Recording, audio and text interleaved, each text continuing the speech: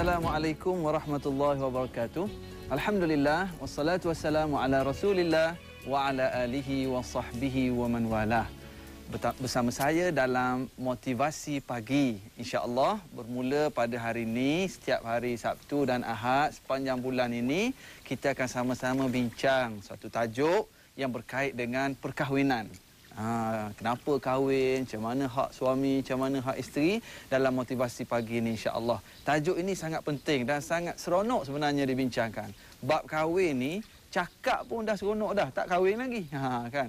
Insya-Allah untuk episod yang pertama ni kita nak bincang sedikit berkenaan dengan persoalan kenapa kahwin. Kenapa Tuan Haji, Tuan Hajah bersama kita pagi ni kahwin? Kenapa para pasangan yang baru kahwin? Ini persoalan penting sebenarnya. Tajuk yang kita nak bincang ni sangat penting untuk dihayati dan difikirkan oleh bakal pengantin. Yang nak kahwin kena dengar kenapa kahwin. Bahkan bukan yang nak kahwin saja, yang dah kahwin pun penting juga. Untuk dia postmortem balik, buat review balik. Kenapa dulu ya saya kahwin? Tanya puan kat sebelah, tanya Hajah, kenapa ya dulu kita kahwin? Penting. Yang dah kahwin pun penting. Bahkan untuk kita peringatkan kepada anak kita, bahkan menantu kita, apa asas sebenarnya perkahwinan kita. Yang belum kahwin kena dengar. Yang dah kahwin pun kena ambil manfaat. Yang dah kahwin nak kahwin lagi macam mana? Kena dengarlah juga supaya kenapa kahwin dijawab dengan jelas. Isu tentang perkahwinan ini Nabi Muhammad sallallahu alaihi wasallam memberi satu panduan yang jelas kepada kita sebenarnya. Kerana kadang-kadang tanpa matlamat yang jelas, tanpa asas yang konkret, sesuatu perkara yang kita lakukan dia akan timbul masalah bukan saja di penghujung, bahkan di sepanjang jalan itu. So persoalan kenapa kahwin dalam satu kursus kahwin, ditanya kepada peserta, kenapa anda kahwin? Pelbagai jawapan sidang penonton yang dikasihi sekalian. Ada jawapan kata, Ustaz, kawan-kawan saya semua dah kahwin. Yang kat universiti sekali dulu, sekarang 3-4 orang anak. Maka saya pun kena kahwin. Matlamat dia kahwin sebab orang lain dah kahwin. Aku seorang je bujang nak kena kahwin juga. Ada yang saya kahwin ni nanti dapat anak, saya tua, anak boleh jaga, boleh bagi duit kat saya. Jadi macamlah orang pelihara lembu lah pula kan. Besarkan lembu, jual lembu. Ada yang macam tu. Minta maaf saya sebut. Tapi dia kahwin nak anak untuk bagi makan, untuk jaga dia bila dia tua nanti. Itu saja matlamat. Ada juga yang dia kata, yelah kita nak menghalalkan hubungan nak bersama. Semata-mata matlamat seksual, nak halal saja. Jadi, apa sebenarnya panduan yang Islam ajar kepada kita, kenapa kita kahwin? Kalau zaman jahiliah dulu, dalam riwayat Abu Daud, menceritakan bahawa Ummul Mukminin Aisyah radhiyallahu anha menceritakan suasana jahiliah dulu ada 4 jenis perkahwinan. Ada kahwin, kata Aisyah, yang macam biasalah, pergi pinang, bayar mas kahwin, kahwin. Ada juga perkahwinan dalam bentuk beberapa orang lelaki, hampir 10 orang bersetubuh dengan seorang perempuan, bergilir. Kemudian apabila perempuan itu mengandung dan melahirkan anak, si perempuan ini pergi pilih mana-mana lelaki, yang ni ayah baby ni. Sedemikian cara kahwin mereka. Ada juga zaman jahiliah, Abu Jahal dulu, suami bawa isteri untuk pergi bersama dengan lelaki lain sehingga confirm mengandung, barulah suami tak bersetubuh dengan isteri. Subhanallah. Kenapa? Anak akan jadi cerdik macam ni. Dan pelbagai cara lagi lah jahiliah dulu. Datang Islam memberi panduan yang jelas. Apa panduan Islam? Bahkan sekarang ni bukan saja jahiliah zaman Mekah dulu yang masalah. Jahiliah moden sekarang ni pun kalau di negara-negara barat, kita melihat Allahu Akbar, golongan wanita menjadi alat untuk memuaskan hawa nafsu semata-mata. Mereka sebenarnya menindas golongan wanita dalam bab hubungan lelaki dan perempuan ini. Ada satu kajian yang ada saya baca, satu kajian bagaimana sekarang ni populasi masyarakat di negara barat menurun dengan begitu hebat. Yang mati ramai, yang baru lahir ada tapi tak boleh nak cover jumlah kematian. Jadi keseluruhan populasi itu berkurang dari tahun ke tahun. Dibuat kajian. Lalu ditanya golongan wanita yang kebanyakannya menjawab memberi alasan saya tak nak melahirkan anak dah. Ini populasi jadi kurang. Bila ditanya kenapa orang perempuan tak nak melahirkan anak, lalu wanita-wanita di barat menjawab, kerana kalau kami bersalin pun, lahir baby pun, orang lelaki tak nak bertanggungjawab. Kami yang kena pikul tanggungjawab membesar dan menjaga anak ini. Sebab itulah kami tak nak bersalin, senang. Kemudian, bila orang perempuan beri alasan, kukuh sebenarnya alasan. Orang lelaki dia pandai buat anak dia. Dia tak nak bertanggungjawab. Lalu kajian tadi pergi tanya golongan lelaki, kenapa orang lelaki buat macam ni? Hanya memuaskan hawa nafsu tapi tak nak bertanggungjawab. Lalu kebanyakan golongan lelaki menjawab, sebenarnya kami tak nak bertanggungjawab kerana yang anak lahir ni, saya ni orang keberapa dah bersama dengan perempuan ini. Mereka dah berzina dengan ramai orang, kenapa kami perlu bertanggungjawab? Ini masalah yang sedang berlaku di barat sekarang. Bahkan penyakit yang lebih haru kita dengar sekarang, laki cari laki, perempuan cari perempuan. Ini lagi besar masalah. Malu kat kambing. Kambing jantan tak cari kambing jantan, kambing cari kambing betina. Dan inilah hinanya manusia apabila mengenepikan panduan Allah Subhanahu wa taala dalam kehidupan. Insya-Allah kita akan sambung lagi apa sebenarnya garis panduan Islam dalam persoalan kenapa kahwin. Teruskan bersama-sama kami.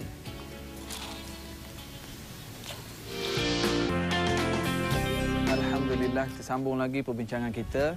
Sebelum tu tahniah kepada para penonton yang di pagi-pagi hari ini telah memulakan pagi kita dengan majlis ilmu. InsyaAllah motivasi pagi yang kita isi dengan ilmu-ilmu yang bermanfaat ini akan menyebabkan keberkatan daripada Allah Subhanahu Wa Taala di rumah kita masing-masing, insya-Allah. So kita sambung lagi perbincangan kita berkenaan dengan kenapa kahwin.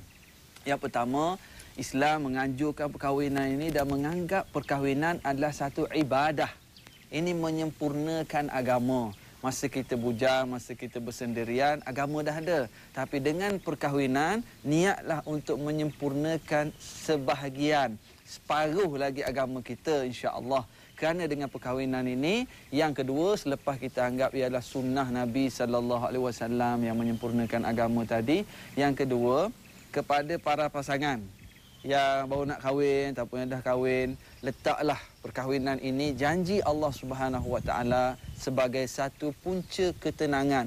Dalam Al-Quran, dalam surah Rum, Ar-Rum ayat nombor 21.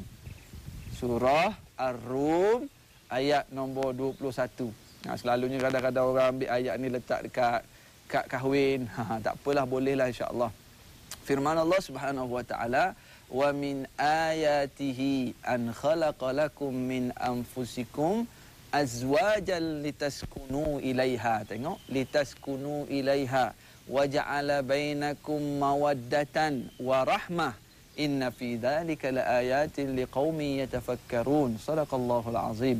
Maksud ayat tu, di antara tanda-tanda kekuasaan Allah ialah Allah Taala menjadikan bagi kamu wahai manusia pasangan. Tak kiralah kalau orang lelaki, pasangan dia perempuan lah. Kalau orang perempuan, pasangan dia lelaki lah. Yang pertama untuk apa? Litaskunu ilaiha. Untuk kamu bertenang. As-sakinah ni maknanya tenang hati. Isteri ataupun suami adalah punca ketenangan.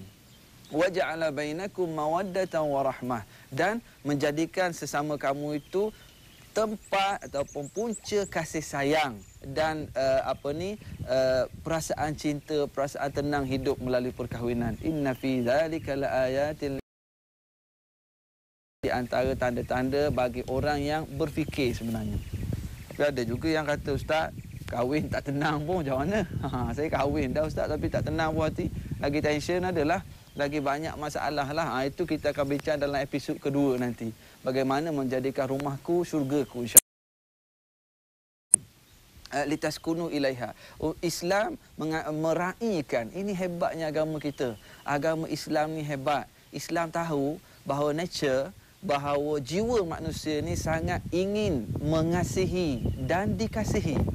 Jiwa manusia ni nak menyintai dan dicintai. Boleh. Macam mana? Datanglah syariat perkahwinan.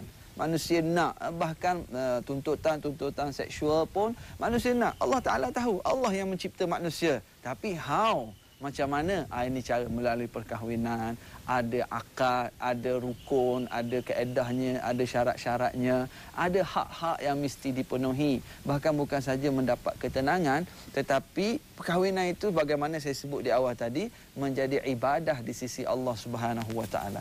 Masa zaman bujang dulu kita, oi bro, kadang-kadang kehidupan tak terurus. Ramai yang saya jumpa dia kata, Ustaz, alhamdulillah anak saya ni memang saya pening kepala dulu, tapi lepas kahwin, lepas dapat anak satu, kehidupan dia dah berubah.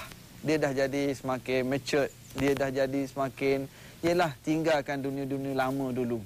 Mungkin ada yang kat luar tanya, Ustaz, suami saya dah kahwin juga, tapi anak 5 dah, tapi masih lara lagi, macam tak ingat-ingat lagi, ada anak dan sebagainya.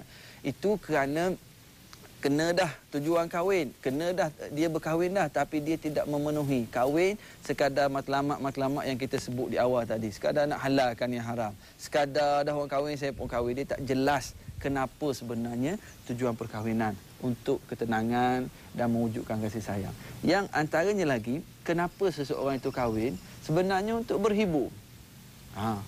Hibur macam mana, Ustaz? Perkahwinan itu sendiri adalah hiburan, entertainment. Macam mana? Begini. Ada seorang sahabat yang bernama Jabir bin Abdullah radhiyallahu anhu, dia kahwin. Jabir kahwin, lalu dia beritahu Rasulullah, saya kahwin. Rasulullah tanya Jabir, "Bikran am thayyiba?" Wahai Jabir, kamu kahwin itu anak dara ke janda? Janda kan, kita boleh guna istilah itulah, yang dah kahwin. Anak dara ke atau perempuan yang dah kahwin? Lalu Jabir kata, aku kahwin dengan janda yang dah kahwin dan agak berusia. Jabir ada sebab sebenarnya. Kenapa? Kerana dia ada adik perempuan ramai, mak dia dah mati, jadi dia nak cari isteri yang boleh tolong jaga adik-adik perempuan. Kalau dia cari muda sama bayar dengan adik-adik dia, nanti adik-adik dia tak hormat. Maknanya Jabir ada tujuan. Ketika itu Rasulullah sallallahu alaihi wasallam, Jabir, kenapa kamu kahwin yang janda yang dah berusia? Kenapa kamu tak kahwin anak gadis? Tula'ibuka, kamu bermain dia, dia bermain kamu. Apa makna kamu main dia, dia main kamu ni? InsyaAllah kita sambung lepas rehat nanti. Teruskan bersama-sama kami. Perkahwinan adalah salah satu bentuk hiburan, bagaimana yang dinyatakan oleh Rasulullah kepada Jabir seketika tadi.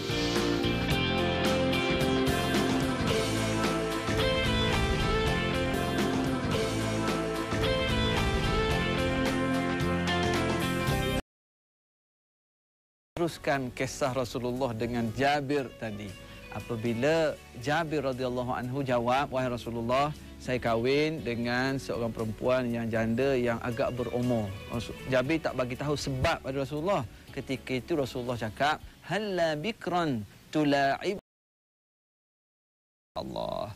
Rasulullah kata, wahai Jabir, kenapa kamu tak kahwin dengan anak dara yang gadis? Kamu boleh main dia, dia main kamu. Dengan makna pasangan ini sebagai satu permainan ataupun hiburan. Jangan silap faham. Bukan kita nak mempermainkan isteri, bukan mempermainkan suami, tapi tula'ib maknanya kamu saling bermain, saling berhibur. Isteri ini mainan, kita lambung-lambung dia, kita geletek dia, kita cokek dia. Maknanya bergurauan. Ini satu bentuk hiburan. Main kejar-kejar dalam rumah. Tuan Haji, Tuan Hajah sekarang main kejar-kejar tak lagi yang bersama kita pagi-pagi ni? Kan? Kejar je. Hajah lari naik dalam bilik, Haji lari masuk dalam almari, yang ni masuk dalam mesin basuh, yang ni kejar. Satu keseronokan sebenarnya. Walau Ustaz, takkan kami nenek atuk nak main kejar-kejar lagi. Maksud saya, salah satu bentuk hiburan sebenarnya dalam hidup. Sebab itulah Rasulullah cakap pada Jabir, kenapa kamu tak cari pasangan yang nanti kamu boleh bermain dengan dia, dia bermain dengan kamu. Sudah penonton yang dikasihi sekalian, apabila isteri betul-betul jadi satu barang permainan bagi suami, suami selesai kerja cepat-cepat je nak balik, teringat ke mainan kat rumah. Yang sekarang habis kerja pun pergi lepak lagi kat kedai mamak, tengok bola lagi, sebab kalau boleh tak nak balik lagi. Sebab apa? Permainan, hiburan itu dah hilang. Sedangkan kata Rasulullah sallallahu alaihi wasallam, pasangan masing-masing itu sebagai hiburan sebenarnya. Itu di antara asas penting perkahwinan. Jadi macam mana nak penuhi, adakah ustaz kita kena lomba lari semua kat dalam rumah? Tak begitu, berdasarkan kemampuan masing-masing lah. Tapi memang terbukti bahawa Rasulullah sallallahu alaihi wasallam ada riwayat hadis menceritakan, Aisyah kata, ada hari Rasulullah menang, ada hari aku menang, lomba lari.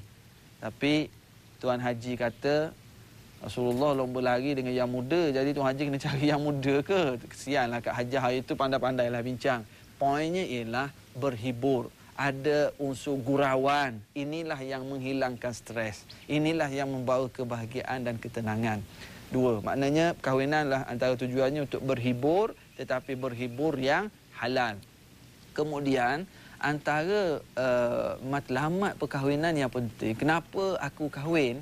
Kerana ada satu hadis Nabi sallallahu alaihi wasallam, "Idza mata ibnu Adam inqata'a amaluhu illa min thalath." Bila anak Adam mati, putus segala amalan melainkan hanya 3 yang tak putus. Maknanya bila kita mati, kita dah duduk dalam kubur, kita dah tak boleh nak buat pahala. Nak sembahyang sunat tak boleh, nak puasa sunat tak boleh, nak baca Quran tak boleh. Maknanya tak boleh nak tambah pahala kecuali ada 3 kaedah.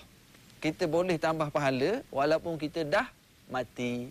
Antara 3 kaedah itu salah satunya awwaladin salihin yad'ulah. Anak soleh yang doa kepada si ayah ataupun si ibu yang mati. Jadi kita letak aku kahwin ataupun bagi tahu pasangan kita kahwin ni untuk melahirkan zuriat, yang mana zuriat suatu hari nanti akan mendoakan kita. Kita jelas. Mana baru kita lihat anak ni nanti aku harap aku dalam kubur anak doa untuk aku. Untuk ada anak perlu pada perkahwinan, dan kita akan sambung pembincangan bagaimana menguruskan, ada tajuk-tajuk yang bincang tentang menguruskan anak dan sebagainya. Jadi investment akhirat sebenarnya. Perkahwinan untuk melahirkan zuriat sebagai satu pelaburan akhirat. Ini matlamat yang jelas. Bukan sekadar untuk ada anak, nanti anak kerja besar, gaji besar, anak pun besar kan. Untuk semata-mata duniawi, tidak. Orang mukmin matlamatnya, wawasannya ialah nur di akhirat sana. Wawasannya bukan saja di dunia tetapi selepas kematian sana. Jadi mereka pun meletak okey ini perkahwinan rupa-rupanya. Maka dari situ asas yang jelas, tidak akan mereka ini mula tertipu dengan godaan-godaan duniawi. Kalau ada masalah pun masing-masing boleh hadapinya dengan tenang, memahaminya. Ataupun mungkin juga dia kata, Ustaz, tapi macam mana bagi kami yang pasangan dah lama dah kahwin Ustaz, tapi tak ada zuriat lagi, macam mana? Kami memanglah kahwin nak ada zuriat. Bagaimana Ustaz sebut untuk doa? Itu kita kena terus berikhtiar. Yang pertama kena terus berikhtiar. Yang kedua, jangan lupa berdoa kepada Allah Subhanahu Wa Taala. Dah ikhtiar dah Ustaz, dah doa dah tak dapat juga. Itu kita kena faham bahawa how, when Allah nak makbul doa, itu kerja Allah. Bila Allah nak makbul doa, bagaimana Allah nak makbul, itu bidang kuasa Allah Subhanahu Wa Taala. Kita hanya terus berikhtiar, jangan lupa berdoa kepada Allah Subhanahu Wa Taala. Moga-moga kita tercapai matlamat perkahwinan untuk mendapatkan zuriat, dan zuriat ini akan mendoakan kita apabila kita berada di dalam hari akhirat kelak. Saya menyebut ada panjang hari ini, saya menyebut ada 4. Bagi kesimpulannya, yang pertama, kita memenuhi tuntutan sunnah Rasulullah sallallahu alaihi wasallam, memenuhi sebahagian agama kita. Yang kedua, kenapa kahwin? Untuk mendapat ketenangan dan menyebarkan, melansaikan rasa kasih sayang di dalam kehidupan kita. Yang ketiga, untuk berhibur. Kenapa berkahwin? Untuk berhibur. Kalau orang yang tak ada iman, yang tidak berpandukan akidah, dia hanya mungkin untuk menghibur, hanya mungkin untuk memuaskan hawa nafsu. Dan matlamat yang lebih besar yang keempat tadi, untuk melahirkan zuriat, yang harapan kita zuriat ini akan mendoakan kita. Sekarang bila kita kata 4 ni, yang dah kahwin, cuba senaraikan macam mana kita masa kita kahwin dulu. Ustaz, saya masa kahwin dulu adalah ni, tapi tak berapa bersungguh. Ada sebenarnya, tapi macam mana saya melalui kehidupan selama ni, adakah benar-benar mengikut keempat-empat ini ataupun tidak? Itu kita kena bermuhasabah. Yang belum berkahwin, gariskan ini jelas-jelas. Biar matlamat, adakah aku kahwin ni betul-betul mengikut panduan yang Islam ajar ini? Dan kalaulah yang yang saya sebut di awal tadi, yang dah kahwin, kemudian nak kahwin lagi, jelas juga adakah berdasarkan amanah Allah Subhanahu Wa Taala, adakah berdasarkan panduan agama yang benar-benar diharuskan oleh Allah Subhanahu Wa Taala. Sebelum saya berakhir untuk pagi ini dalam sesi yang pertama kita, insya-Allah kita akan sambung lagi dalam episod-episod akan datang. Kita bincang tentang rumahku, syurgaku, bagaimana membahagiakan isteri, membahagiakan suami dan seterusnya. InsyaAllah dalam episod akan datang. Dipersilakan kepada para penonton untuk berkomunikasi dengan kami melalui laman Facebook Motivasi Pagi 2012. Like je. Kalau ada komen, ada soalan, ada cadangan, sangat-sangatlah dialu-alukan. Kami pun dalam usaha untuk improvement, untuk baiki lagi program kami. Moga-moga bermanfaat untuk semua. Sekian dahulu buat kali ini. InsyaAllah kita bertemu dalam episod akan datang sepanjang 1 bulan ini dalam Motivasi Pagi. Assalamualaikum warahmatullahi wabarakatuh.